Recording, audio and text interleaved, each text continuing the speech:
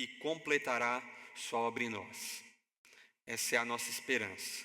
Vou repetir, né? A esperança do cristão, ou seja, a nossa esperança, ela não está na nossa constância, não está no nosso desempenho, no quanto a gente é diligente, né? Ou esforçado, ou competente até, mas está na fidelidade do próprio Deus, que é aquele que começou a boa obra em nós, continua sustentando ao longo dos anos e completará a sua obra em nós até o dia de Cristo Jesus. Amém? Vamos ler o texto que se encontra lá em Filipenses capítulo 1, verso 3 em diante. Dou graças ao meu Deus por tudo o que lembro de vocês, fazendo sempre com alegria súplica por todos vocês em todas as minhas orações. Dou graças pela maneira como vocês têm participado na proclamação do Evangelho, desde o primeiro dia até agora. Estou certo de que aquele que começou boa obra em vocês há de completá-la até o dia de Cristo Jesus. Aliás, é justo que eu assim pense de todos vocês, porque os trago no coração, seja nas minhas algemas, seja na defesa e confirmação do Evangelho, pois todos vocês são participantes da graça comigo. Pois Deus é testemunha da saudade que tenho de todos vocês no profundo afeto de Cristo Jesus. E também faço essa oração, que o amor de vocês aumente mais e mais em conhecimento e toda a percepção, para que vocês aprovem as coisas excelentes e sejam sinceros e inculpáveis para o dia de Cristo, cheios do fruto da justiça que vem por meio de Jesus Cristo, para glória e louvor de Deus. Até aí. Vamos orar mais uma vez? Senhor, obrigado, Pai, pela Tua graça e pela Tua misericórdia. Obrigado, Pai, pelo momento de louvor. Obrigado por esse dia que se inicia. Obrigado pelas nossas famílias, pelas nossas crianças, pelos nossos filhos. Nós Te louvamos, Pai, porque tudo que temos é Teu e o Senhor nos deu pela graça.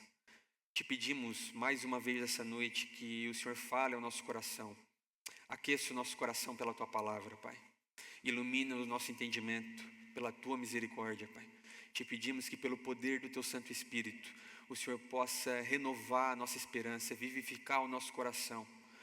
Nós Te pedimos em nome de Jesus. Amém.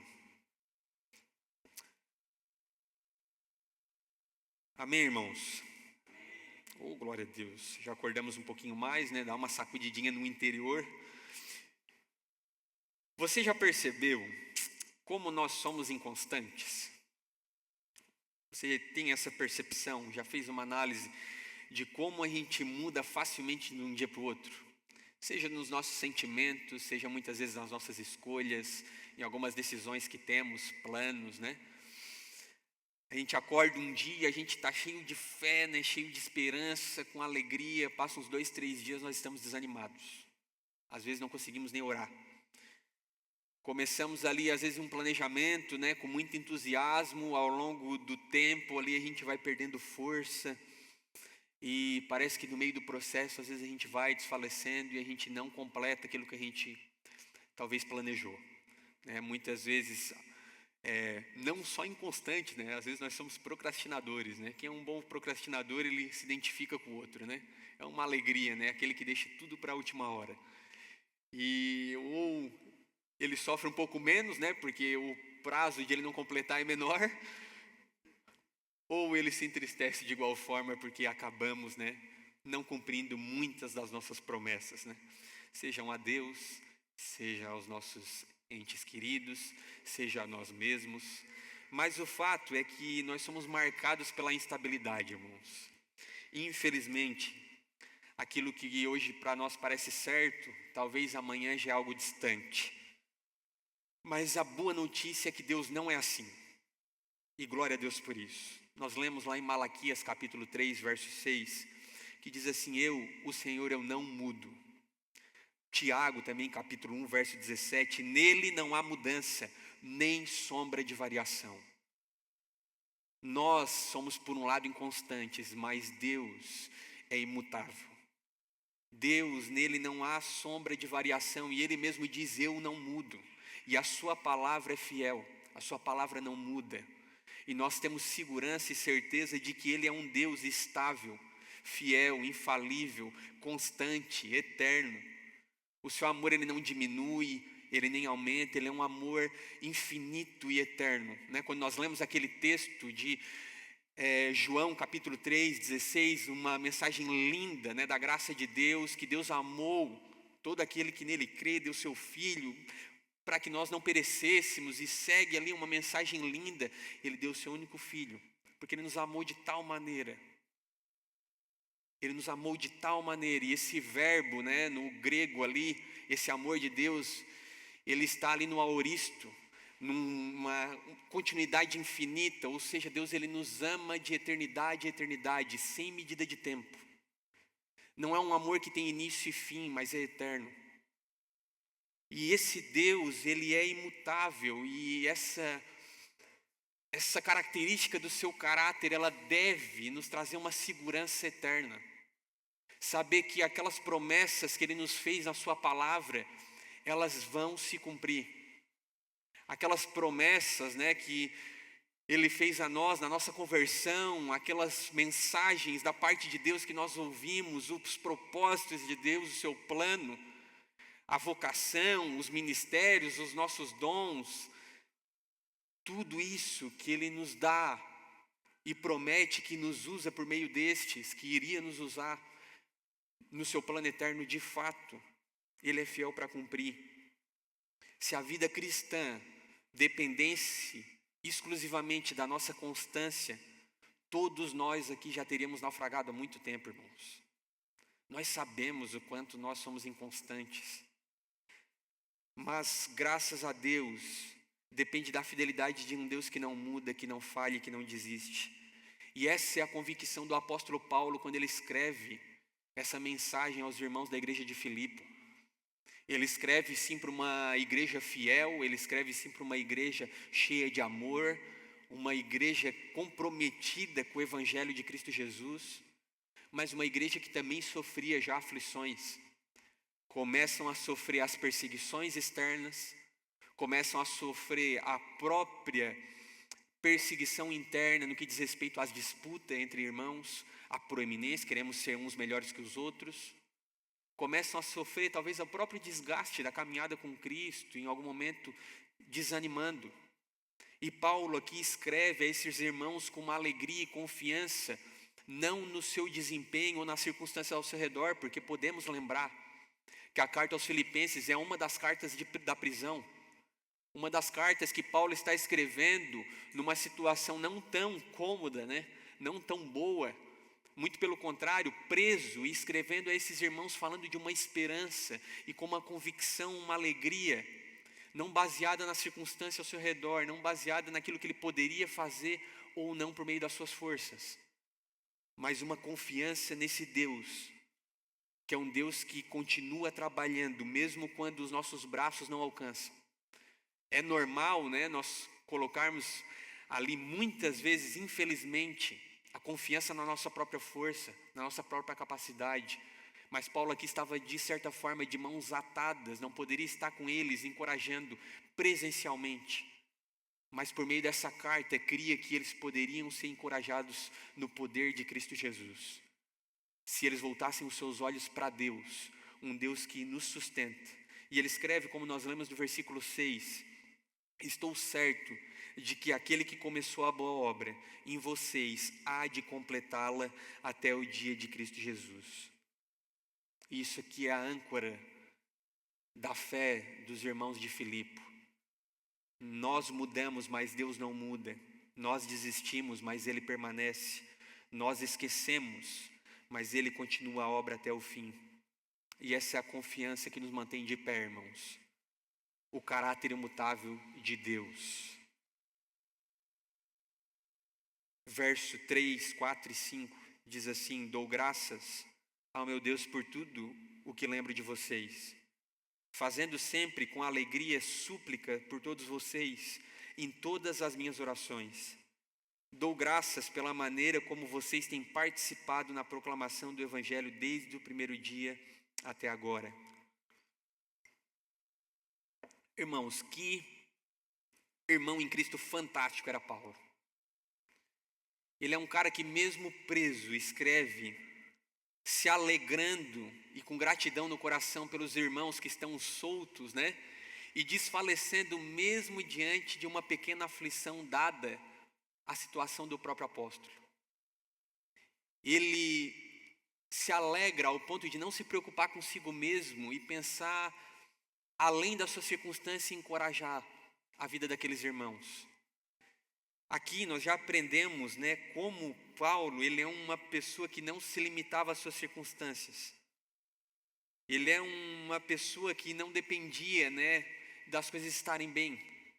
Isso aqui já confronta o nosso coração, porque a gente vê, né, como nós reagimos infinitamente numa escala muito maior. Nós reagimos bem quando as coisas estão, sabe, legais. Sabe, a igreja tá indo bem, sabe, tá indo legal, tá dando tudo certo, o trabalho tá indo bem. Meu Deus, como é que tá a tua vida, meu irmão? Tá só bênção. Tu não tem noção. Cara, eu tô voando baixo. Eu acordo todo dia de manhã, eu tô orando, tô fazendo devocional, eu tô, sabe, converso com a minha esposa quando chego à noite, eu tô assim, tá bênção demais. E aí vem, né, aquele momento de tempestade, vem aquele momento talvez um pouco mais difícil, né, pega um momento ruim na empresa, aparece aquele empecilho que a gente não esperava, balança a nossa fé.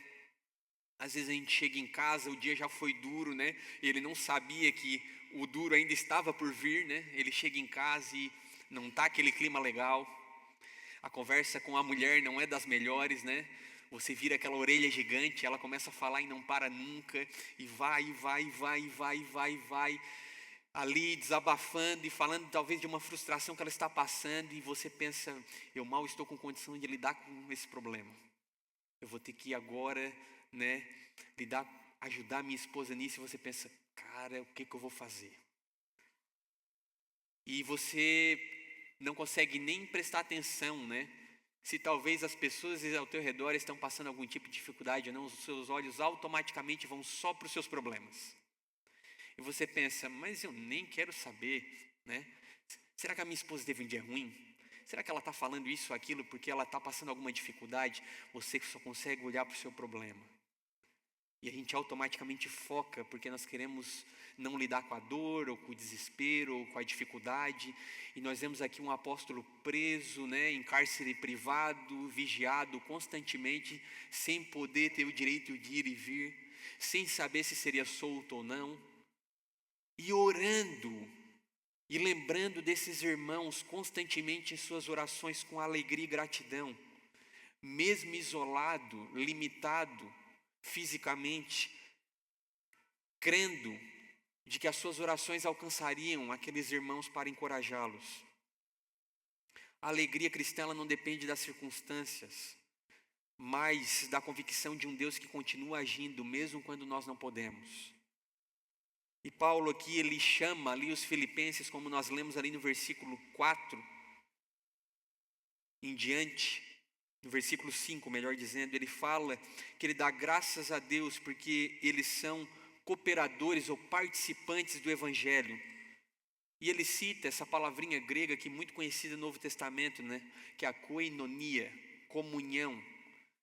Ele fala que esses irmãos, eles são irmãos que vão além daquelas pessoas que só dizem, né? Falam do Evangelho da boca para fora. Muito pelo contrário, eles são participantes na fé. Eles são irmãos que eles vivem em comunhão, crendo que eles participam da vida comunitária, buscando cumprir a missão de Deus na terra. Ele fala aqui usa de uma palavra, de um verbo que traz uma comunhão prática.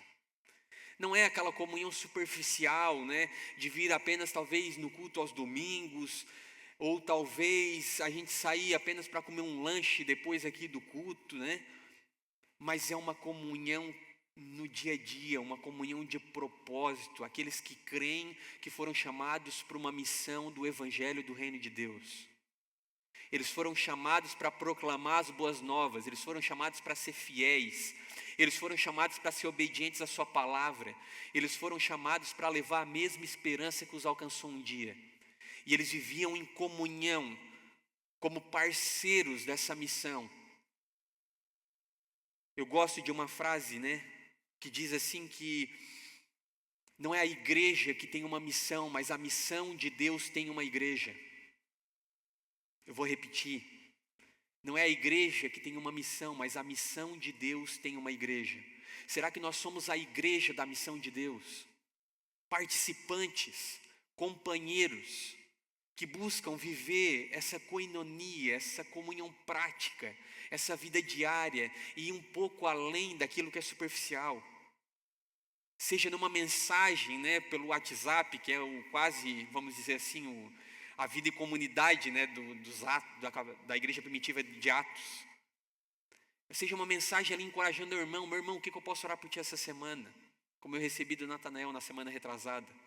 Mandei a mensagem respondendo, ele não me respondeu mais, espero que tenha orado por mim. Sabe, o que eu posso orar por ti? O que tu está precisando? Está precisando de alguma coisa? Meu irmão, tem uma boa semana, lembrei de ti aqui em oração de manhã, Deus te abençoe. Que essa semana tu possa fixar os olhos em Cristo Jesus, além das circunstâncias. Seja um café numa padaria no final de tarde, seja uma conversa aqui no pós-culto, sabe? Seja aquele tempo na comunhão, nos PGs, nas quartas-feiras, crescendo cada dia mais na comunhão como cooperadores do Evangelho, contribuindo, sabe? Não apenas espectadores, mas participantes engajados daquilo que Deus está fazendo por meio da igreja de Cristo nessa terra. Contribuindo, orando, servindo, permanecendo fiéis. E ele usa um verbo também ali que ele fala, dou graças. Isso aqui está num tempo, do verbo contínuo aqui. Não é apenas um momento. Ali Paulo ele não tem um momento apenas de emocional, que ele lembrou talvez daquele irmão e ele se emocionou naquele momento. Só e nunca mais lembrou daquele cara. Pela graça de Deus, ainda o Espírito Santo, muitas vezes ele não leva em consideração a nossa inconstância. E ele vem e nos lembra daquele irmão, Pensa, nunca mais falei com esse cara na minha vida, Deixa eu ver como é que esse cara está. Pela graça de Deus, o Espírito Santo ainda age na nossa empatia. Mas aqui ele fala, dou graças no sentido contínuo. Era um hábito constante de Paulo. Na prisão, constantemente ele se alegrava e agradecia a Deus pela vida desses irmãos. Constantemente, irmãos. Com certeza, Paulo orava aqui diariamente. E lembrava desses irmãos, como ele lembrava, como nós lemos a carta aos Colossenses, uma igreja que nem ele mesmo plantou. E ele escreve para os encorajá-los na fé, para corrigir as heresias que tinha dentro daquela igreja. E ele se alegra na vida daqueles irmãos que ele nem conhecia pessoalmente. Glória a Deus por isso. Enche de alegria o coração de Paulo ver o testemunho da vida desses irmãos. E nós vemos aqui uma característica da vida de um cristão maduro. Um cristão maduro, ele não vive pelas circunstâncias. A sua vida não pode ser moldada pelaquilo que está ao seu redor. Uma característica de um cristão maduro que nós observamos em Paulo é que ele não se alegra pelas suas conquistas pessoais, mas ele se alegra pela conquista do próximo. E como é difícil, irmãos, nos dias de hoje, nos alegrarmos pelos nossos irmãos. Existe aquele ditado popular, que isso não é nenhuma história, é um ditado já, Vem aquele irmão no trabalho e ele compartilha, meu irmão, o patrão, ele está demais.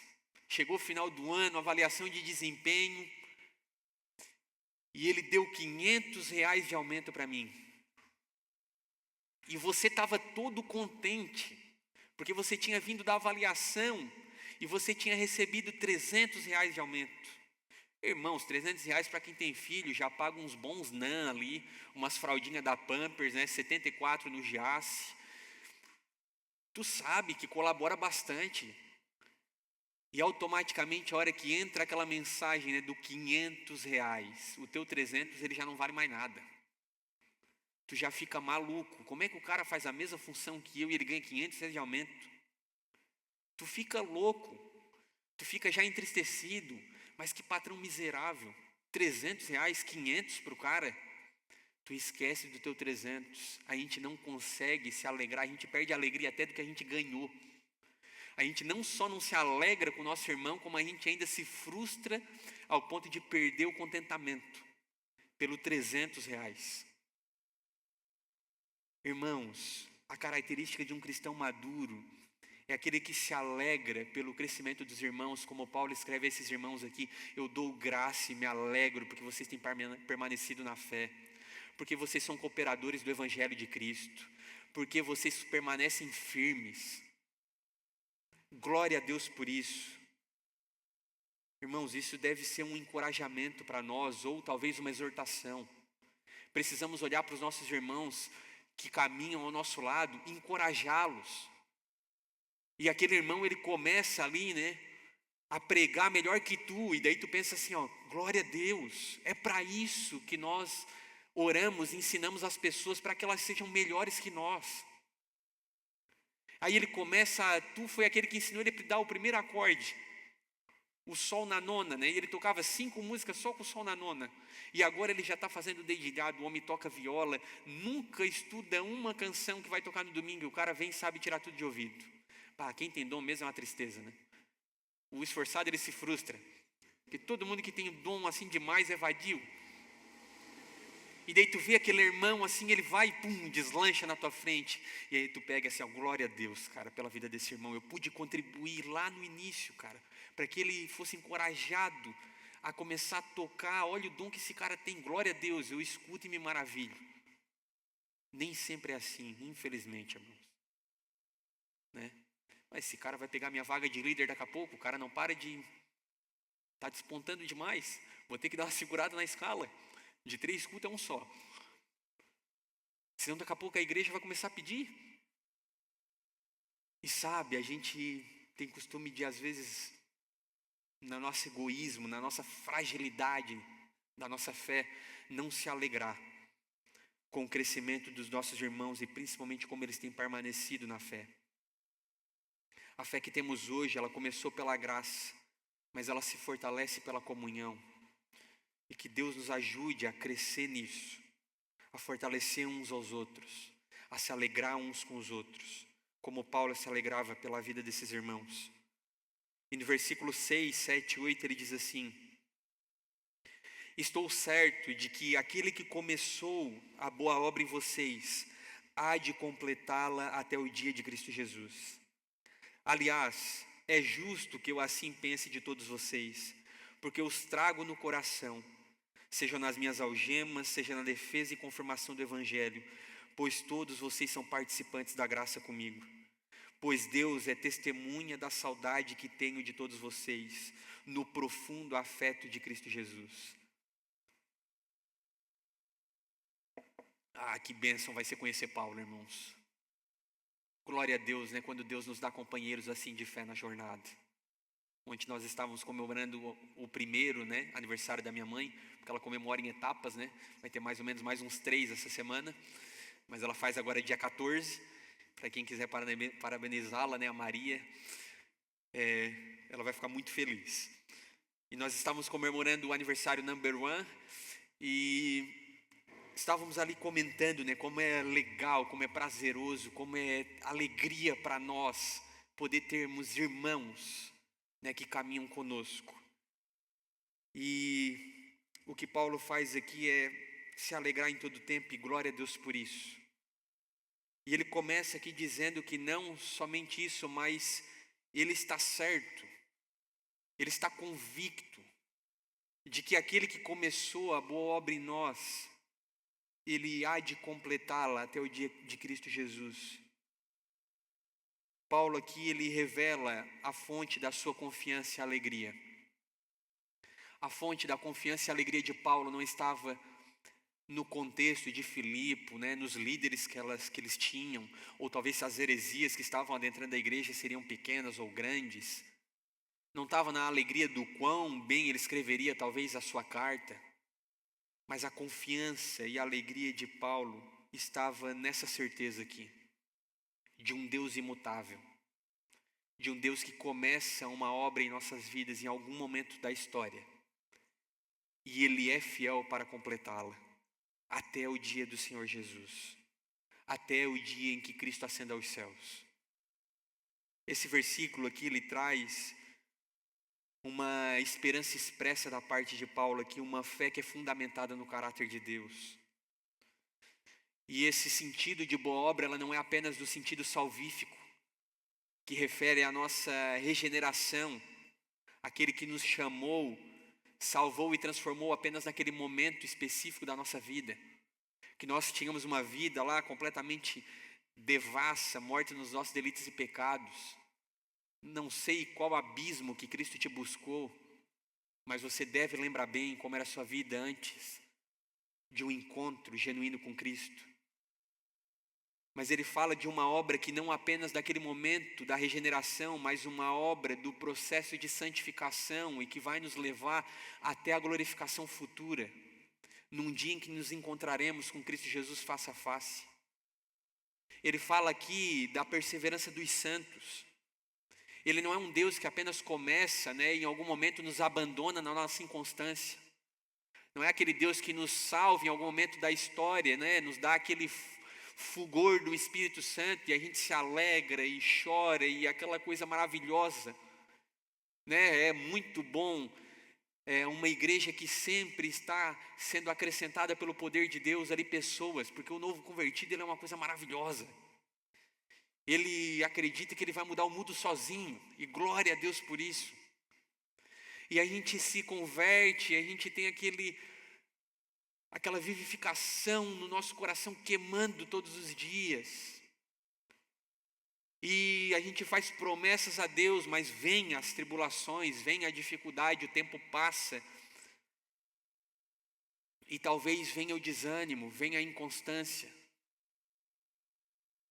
E nós desanimamos muitas vezes, mas porque os nossos olhos estão no lugar errado.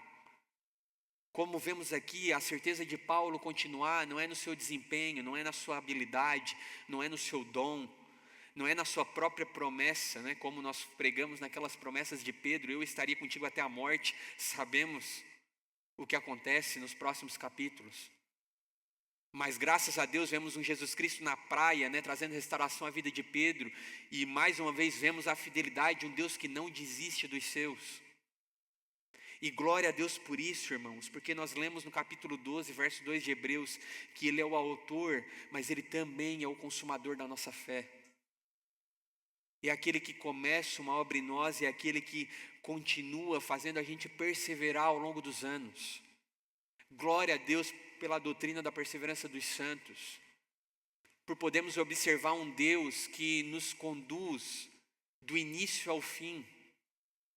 Quantas vezes, irmãos, nós desfalecemos? Quantas vezes a gente desanima? Quantas vezes a gente olha para nós e a gente vê um crescimento tão pequeno que parece, que eu não sei nem se eu fui salvo.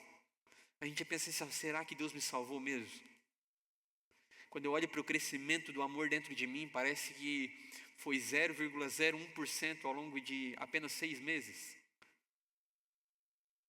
E a gente começa a desanimar muitas vezes na fé.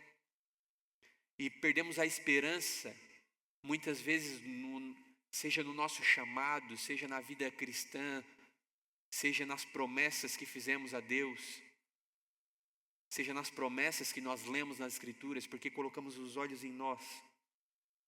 Mas Paulo aqui, ele faz declarações aqui que deveriam ser encorajamento para o nosso coração, irmãos. Isso aqui deve nos trazer esperança, sabe? Deve pegar, pessoas muitas vezes como nós, que às vezes adormecem no meio da caminhada.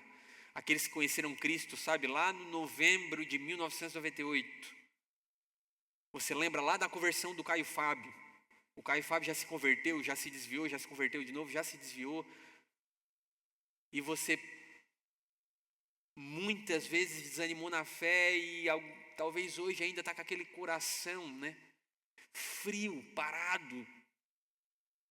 Olhar para o caráter de Deus, como nós lemos o profeta Abacuque na semana passada, é uma teofania.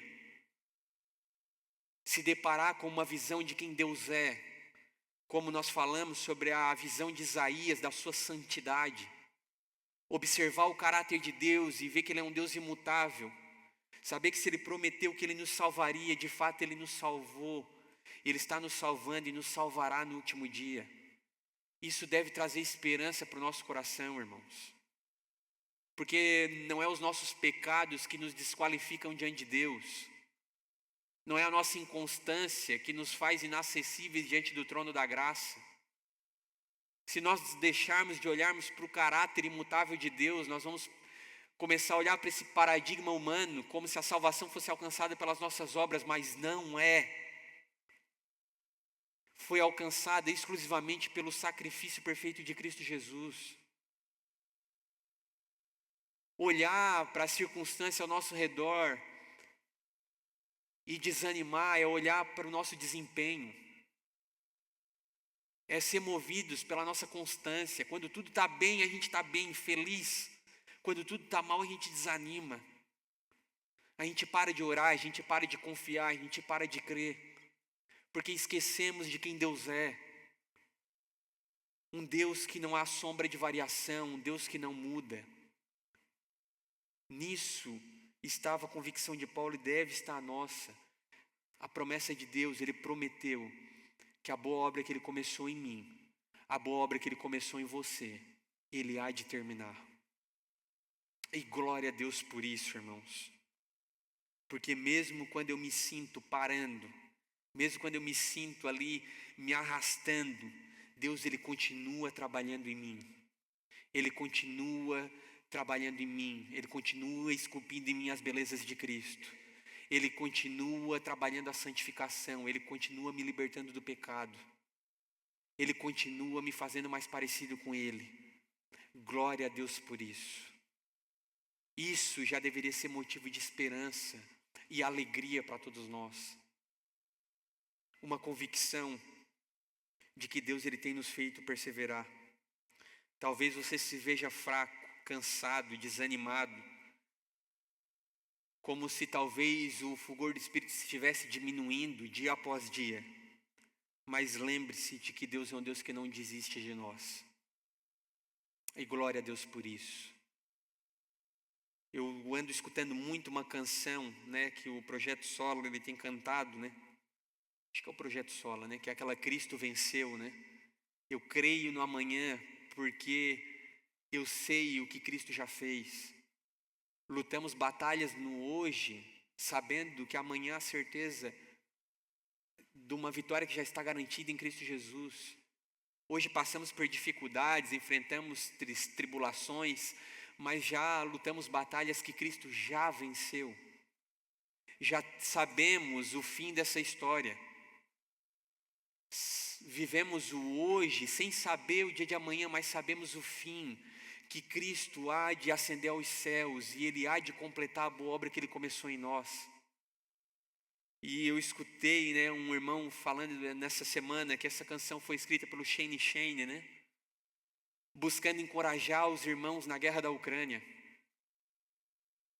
Cara, como é maravilhoso cantar aquela canção, pensando naqueles irmãos vivendo aquela guerra na Ucrânia, sabendo que eles não sabem o que será do dia de amanhã.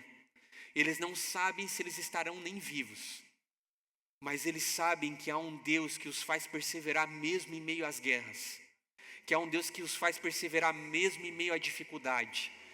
E que é um Deus que não só começou a obra, mas completará no dia do Senhor. Que eles o verão naquele dia. E aquilo ali me traz uma alegria no meu coração, irmãos. Cantar aquela canção ali, lembrando desses irmãos, é batata. Não tem como não chorar. Não tem como não se quebrantar diante de Deus. E Paulo, ele fala o que é a marca do crescimento desses que esperam na esperança de um Cristo que os tem feito perseverar. Versículo 9, 10 e 11. E também faço essa oração, que o amor de vocês aumente mais e mais em conhecimento e toda a percepção, para que vocês aprovem as coisas excelentes e sejam sinceros e inculpáveis para o dia de Cristo, cheios do fruto de justiça que vem por meio de Jesus Cristo, com a finalidade aqui, né, para a glória e louvor de Deus. Depois de afirmar que Deus é aquele que completa a boa obra, ele revela aqui como Deus a realiza ao longo dos anos, fazendo o amor crescer dentro de nós. É lindo como nós lemos aquela carta de Paulo aos Romanos, e Romanos é uma carta brilhante da parte de Deus, usando a vida de Paulo. Ele fala que nós nos alegramos não só na glória futura, mas nas tribulações do tempo presente, porque Ele tem nos feito perseverar, porque Ele tem nos tornado esperançosos, porque Ele tem nos tornado experimentados. E Ele fala porque ainda além disso, o Espírito Santo que nos foi dado, nos convence do seu amor, nos convence de que nós vamos perseverar, nos convence de que Ele nos ama. E ele fala aqui que a característica daqueles que esperam, essa esperança convictas do dia do Senhor, é o amor crescente. Paulo ali ele fala que ele ora por esses irmãos, para que o amor crescesse dia a dia, mais e mais nas suas vidas. Mais e mais amor por Deus, mais e mais amor pelo próximo. Não só em conhecimento de intelecto, mas em percepção. Um sentimento real, um sentimento que aquela comunhão, que aquela koinonia, aquela comunhão verdadeira se torne de fato um exemplo de amor para o mundo. A oração do apóstolo é que o amor dos filipenses não seja apenas estático, mas cresça em profundidade, discernimento e impureza. Ele diz que o amor de vocês aumente mais e mais. Isso aqui, o verbo traz um sentido de um rio que não para de fluir e crescer e crescer. É como se o amor de Deus continuasse a crescer no nosso coração dia após dia. É como se nós olhássemos ao longo dos anos e nós percebêssemos que, mesmo que seja por meio de progressões pequenas, nós estamos crescendo no amor de Deus. Por Deus e pelos nossos irmãos, porque o amor e discernimento que eles andam juntos, não é apenas algo teórico, mas é algo prático. E Paulo ali também ora para que eles possam aprovar as coisas excelentes, eles possam discernir aquilo que é coerente, para que eles possam viver uma vida sincera, transparente, digna do Evangelho de Cristo Jesus. Irmãos, uma característica de uma vida diante de Deus, daqueles cristãos que têm perseverado, é o crescimento do amor de Deus em nós. Nós colaboramos de alguma forma nesse processo, né? Nos dedicando à oração, nos dedicando à leitura das Escrituras.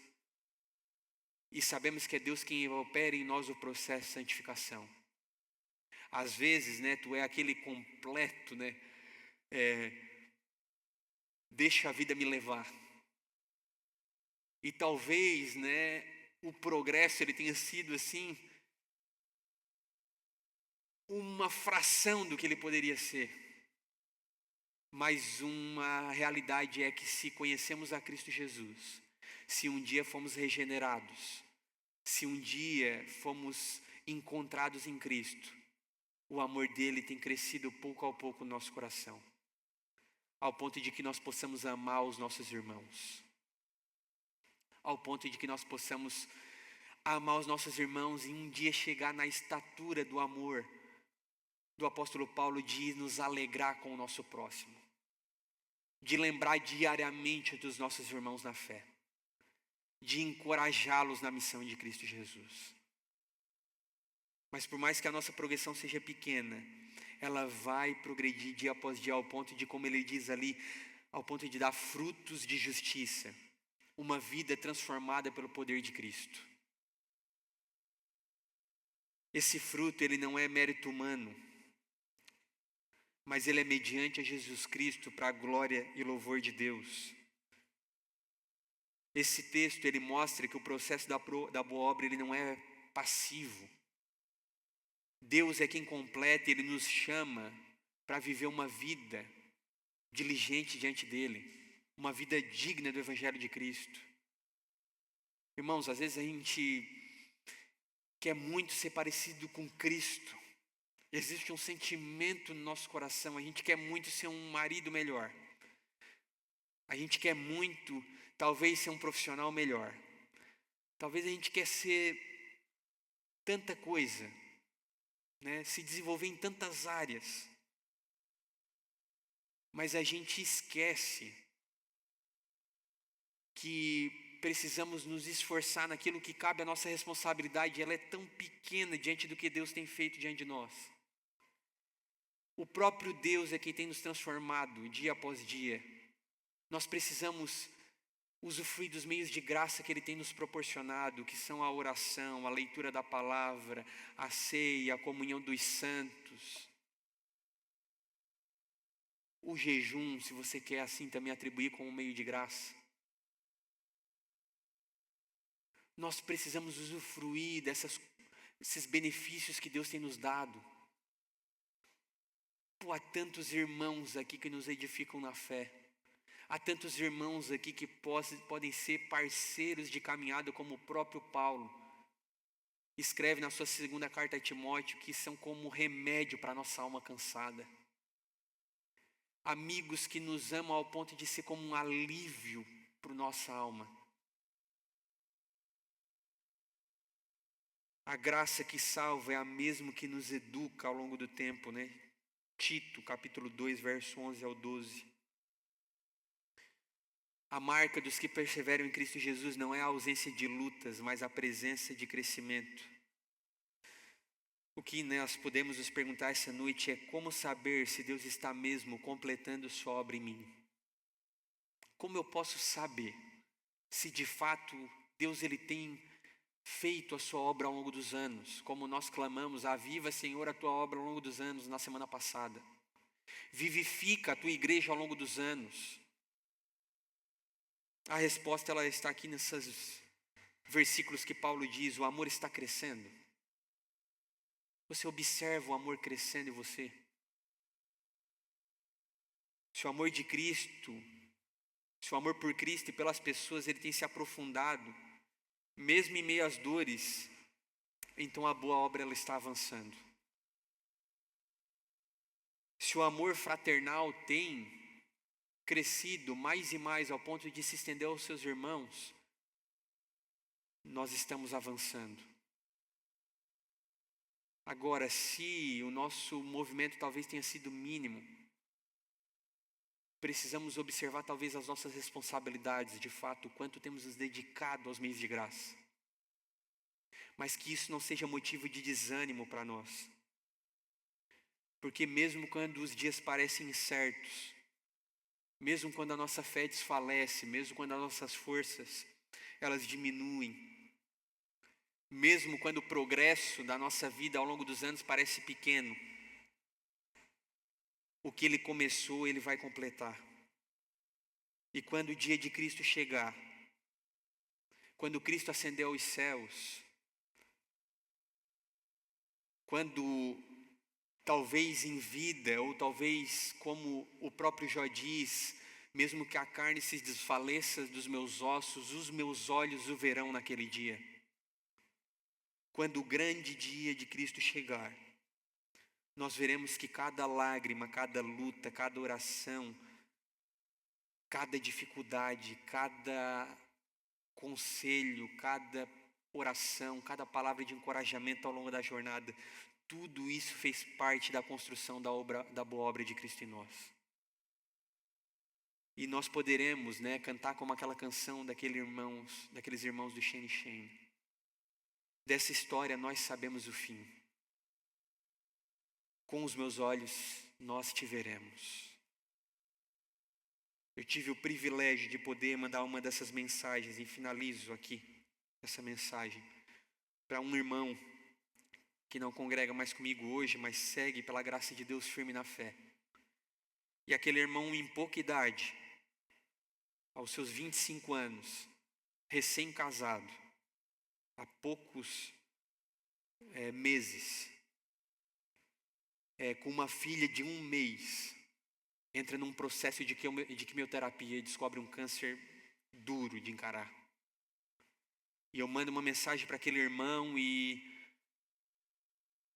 penso no o que a gente pode dizer num momento desse, né? Como a gente pode encorajar uma pessoa nesse momento. E mando mensagem para conversar, saber como ele está e orar por ele. E eu vejo ali um testemunho de um irmão que segue firme na fé. E ele compartilha ali da sua alegria em meio ao nascimento da sua filha. Ele compartilha ali a alegria de estar casado. Ele compartilha ali que a sua fé tem continuado a perseverar dia após dia. E em meio à quimioterapia, em meio à certeza do dia da manhã, eu vejo alguém ali com a certeza de que existe um Deus que não muda. Com a certeza de que existe um Deus que prometeu que esse irmão ele perseveraria. Com a certeza de que um irmão de que crê num Deus que é soberano e que a sua vida está longe de se perder das suas mãos. Que não existe doença que possa roubar a esperança de um cristão. Que não exista dificuldade que possa tirar a esperança do amanhã da vida de um cristão. Irmãos, eu não escutei uma murmuração, reclamação, ou talvez aparente dificuldade. Eu vi ali um coração alegre e contente, de uma forma que a gente não consegue explicar. É como Paulo escrevendo aqueles irmãos sendo perseguidos. Irmãos, nós não nos alegramos somente na glória futura, no dia em que Ele virá. Mas nós alegramos nas tribulações do tempo presente. Não porque nós somos loucos, masoquistas, ou porque gostamos de sofrer. Mas porque nós conseguimos ver o que vai além delas. O que está produzindo em nós. Porque sabemos que tudo isso faz parte de um processo que Ele começou e há de completar até no dia de Jesus Cristo. E como Paulo termina no versículo 11, produzindo frutos de justiça, tudo isso para a glória de Deus. E quando eu ouço aquele irmão falar ali das bênçãos que Deus tem dado à sua vida, não tem como Deus não ser glorificado. Eu vejo a glória de Deus. E ele não sabe do quanto eu chorei no outro lado daquele telefone. Em parte pela alegria de um Deus que o sustenta em meio às dificuldades. E em parte quebrantado enquanto nós somos inconstantes mesmo na nossa fé. Que Deus nos ajude a vislumbrar o seu caráter. Ao ponto de confiarmos nele mais um dia amanhã na segunda-feira. Mais uma semana ao longo dessa que virá. E até o fim da nossa vida nesse presente momento terreno. Crendo de que Ele continua a sua obra em nós dia a dia, dia após dia, dia após dia. Podem se colocar de pé, irmãos. Vamos orar.